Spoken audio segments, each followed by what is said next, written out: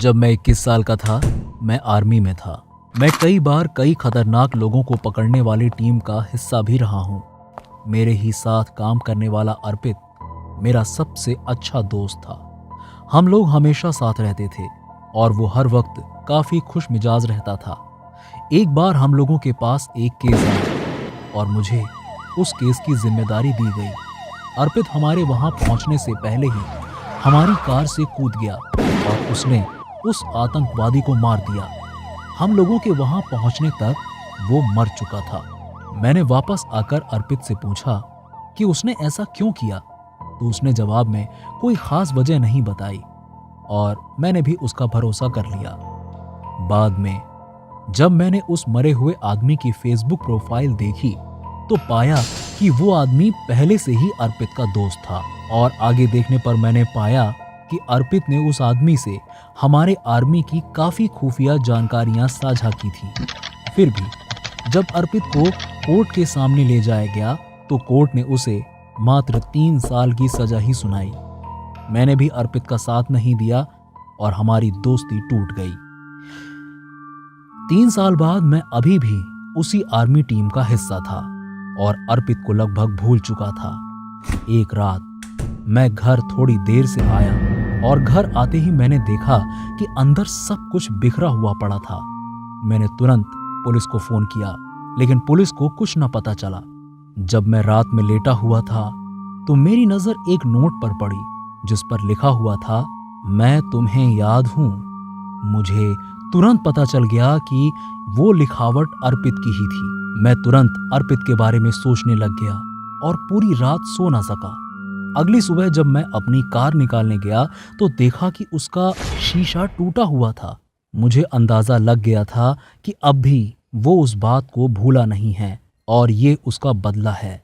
जल्द ही मैंने उसे अपने घर के पास देखा और उसका पीछा भी किया, लेकिन वो तेजी से भाग गया। मैंने उसके पुराने नंबर पर फोन किया, लेकिन वो नंबर बंद था। कुछ दिन बाद मेरे यहाँ एक लिफाफा आया जिसके अंदर मेरे ऑफिस, घर और गर्लफ्रेंड के साथ खींची हुई तस्वीरें थीं। वो तस्वीरें कुछ ही दिन पहले की थीं।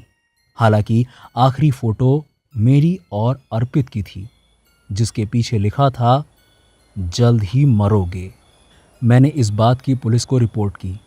पुलिस जब उसके घर गई तो अंदर कोई नहीं था। हालांकि उसके सारे बैग पैक्ड पड़े थे। मैं एक दिन अपनी कार में था और मैंने शीशे से एक कार को अपना पीछा करते हुए देखा। मैंने बस उसी दिन मामले को निपटाने की सोची। तभी मेरे लिए एक केस आ गया। एक पागल आदमी ने एक बस में कुछ लोगों पर हमला किया था। सायरन बजाते हुए मैं तुरंत उस जगह पर पहुंचा। मेरे वहां पहुंचने से पहले ही पुलिस उसे पकड़ चुकी थी। जैसे ही मैं बाहर निकलने के लिए तैयार हो रहा था, मेरे बगल में खड़े आदमी पर किसी ने गोली चलाई। उस पर बाहर खड़े किसी आदमी ने गोली चलाई थी। मैं तुरंत वहां भागा। मैंने अपनी बंदूक निकाली जो कि एक स्नाइपर थी, उसे लोड किया और उसके पीछे भागा। मुझे आर्मी ने उस आदमी को मार देने का आदेश दिया। वो आगे से जाकर बाएं मुड़ गया। मुझे थोड़ी चिंता भी हुई क्योंकि उस जगह पर काफी पब्लिक भी तो थी। मुझे एक तरकीब सूझी और मैं उसे मारने के लिए एक ऊंची बिल्डिंग पर चढ़ गया। मुझे ऊपर पहुंचने में लगभग 5 मिनट लग गए थे। मैंने अपनी स्नाइपर बंदूक से फोकस किया और उस आदमी को भागते हुए देखा। मैंने गोली चला दी और वो जमीन पर गिर पड़ा। जब तक मैं वहां पहुंचता, वहां और भी ज्यादा पुलिस आ चुकी थी। मुझे ये देखकर बड़ी हैरानी हुई थी कि वो आदमी अर्पित ही था। अर्पित ने ही कार से मेरा पीछा किया था और वो गोली भी मेरे लिए ही थी। मुझे दुख भी हुआ और इन सब के खत्म हो जाने से शांति भी मिली। कुछ दिन बाद मेरा प्रमोशन भी हुआ।